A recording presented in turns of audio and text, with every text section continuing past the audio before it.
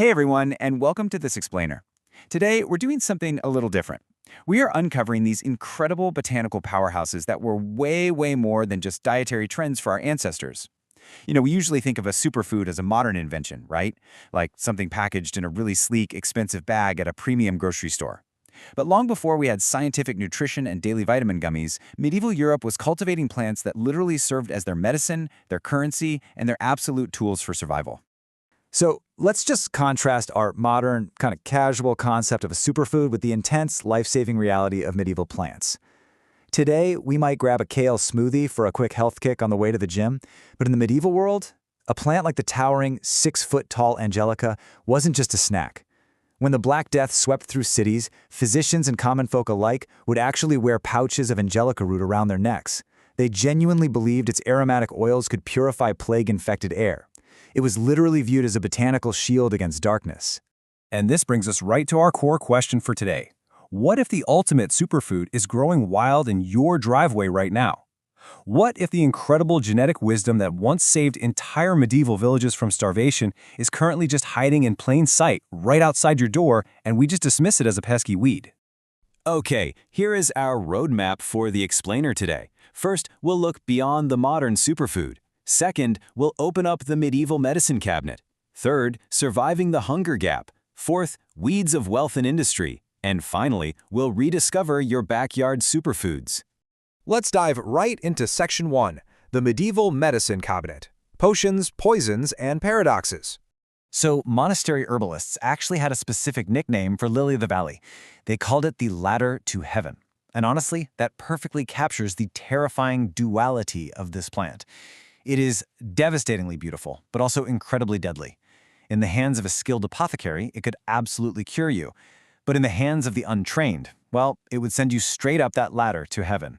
See, this delicate little spring flower was basically an unrefined, highly volatile heart medication. It contains these things called potent cardiac glycosides. Those are compounds that directly affect how your heart muscle contracts.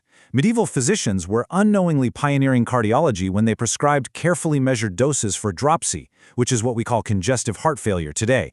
But get this, the margin of error was terrifyingly thin. Literally one extra leaf could stop a person's heart completely. Now, if lily of the valley was a delicate, dangerous scalpel, horseradish was a medical sledgehammer.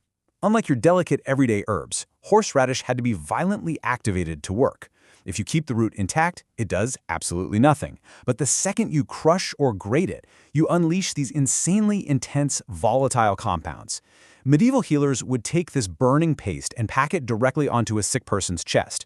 The intense heat would redden the skin, instantly open up airways, and bring tears to their eyes. It was an immediate, forceful way to break fevers and loosen up severe winter respiratory congestion. But hey, you didn't always need a sledgehammer or a deadly poison. Even the common weeds trampled in the dirt offered immense value. Take broadleaf plantain. They called it the mother of herbs. When castle physicians were charging gold for their services, this humble weed provided commoners with free allantoin, which is a compound that actively reduces inflammation and stops bleeding from sharp farm tools. And then there's lemon balm, known as the honey leaf. It was so valuable for mending both body and spirit that Emperor Charlemagne himself ordered it planted in all royal gardens. And the crazy thing is, modern science completely backs this up. We now know it's packed with antiviral compounds and natural anxiolytics, meaning it literally relieves anxiety and lifts your spirits. All right, moving on to Section 2, surviving the hunger gap. The difference between starvation and survival. Long before we had modern agriculture and global shipping networks, the hunger gap brought a very real, terrifying threat of starvation every single year. This was that perilous, nail-biting window of time right between the end of winter and the arrival of spring's bounty. The winter food stores were completely dwindled, and the new crops just weren't ready yet. This specific time of year elevated early emerging wild plants from just simple foods to absolute non-negotiable lifesavers. And this is a perfect example of a huge macro problem being solved on a micro level. These specific plants delivered the exact dense nutritional payloads people needed to stay alive. Take chickweed. It literally ended what they called the hunger moon. Because it emerged so early in the spring, peasants could eat it right away for a massive vital influx of vitamin C, iron, and calcium right when their bodies were the most depleted. Then there was the ground bean, which was this fascinating transatlantic monastery experiment. It's a North American vine that produced tubers with a staggering 17% protein. That is 3 times the protein of a potato. It offered a level of dense nutrition that very few other crops could even touch during those desperate times. Now, check this out. There is a stark genetic difference between ancient resilience and modern modification. Just consider ancient Einkorn wheat. It has just 14 chromosomes, compared to a whopping 42 in our highly modified modern wheat. We usually think modern equals better, right? But out in the unpredictable medieval fields, genetic simplicity was actually the ultimate key to endurance. So einkorn's genetic simplicity actually made it far more nutritious and a lot more reliable. It boasts 30% more protein than modern wheat, along with much higher levels of gluten, iron, and zinc. Plus, its deep roots allowed it to withstand brutal droughts and those terrible fungal blights that regularly devastated medieval harvests. It was so digestible and so reliable that remote alpine communities actually maintained special, communal fields exclusively for einkorn. They legally protected it just to ensure it was there to save their communities from crop failure famines. Let's jump into Section 3, Weeds of Wealth and Industry. Plants as currency, textiles, and tools. We definitely don't usually associate plants with hard cash, but flax was an absolute economic juggernaut. I mean, it was so essential that you could quite literally pay your taxes to a feudal lord using flax fibers instead of coins. Charlemagne even legally mandated its cultivation on every single royal farm, declaring it absolutely essential to public health and military power. This one single plant held society together on multiple fronts. On one side, it was the industrial foundation of Europe. Its super strong fibers supplied the sailcloth that powered global naval exploration, and it even formed the linen pages that preserved human knowledge in those beautiful illuminated manuscripts. But on the flip side, it offered complete nutrition.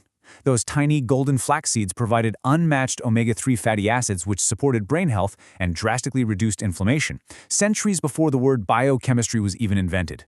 Okay, talk about a multi-tool. The stinging nettle went from being a painful, annoying weed to an absolute societal pillar. First, as a nutritional savior. Cooking the young shoots completely neutralized the sting and provided complete protein. Then, in a truly wild medical practice, people would deliberately brush the stinging leaves against arthritic joints. It was a process called urtication, meant to increase blood flow and basically distract you from the deeper joint pain. Industrially, the stems made incredibly strong cordage and the leaves created color-fast dye. And my absolute favorite fact, medieval armor makers actually used the silica-rich nettle leaves to polish knights' armor to a mere shine. No way, right? Similarly, we have this plant, affectionately known as Good King Henry, which offered just unprecedented versatility. They called it the poor man's asparagus, and it provided a constant stream of varying sustenance from just a single low-maintenance rootstock. You got spring shoots that tasted like asparagus, summer leaves that you could cook up just like spinach, and autumn seeds that could actually be ground up into flour. It was basically an incredible, self-sustaining engine of efficiency for peasant farmers. And that brings us to our final section, Rediscover Your Backyard Superfoods, the Enduring Genetic Wisdom. So look, unlike our delicate, heavily engineered modern crops, these plants are persistent, hardcore survivors. They have survived for centuries without any human intervention whatsoever. Their powerful medicinal properties, their dense nutritional profiles, and their sheer genetic wisdom are all still completely intact today. And the craziest part? They are growing unnoticed right now, along forest edges, tucked into old stone walls, and literally pushing up through the cracks in the pavement outside your house. The exact same plants that treated medieval nobles and sustained starving peasants are quietly waiting for us to just notice them again. So as we wrap up this explainer, I really want to leave you with this thought. Which of these forgotten superfoods surprised you the most today? And honestly, after learning all this, are you ever going to look at a simple driveway weed the exact same way again?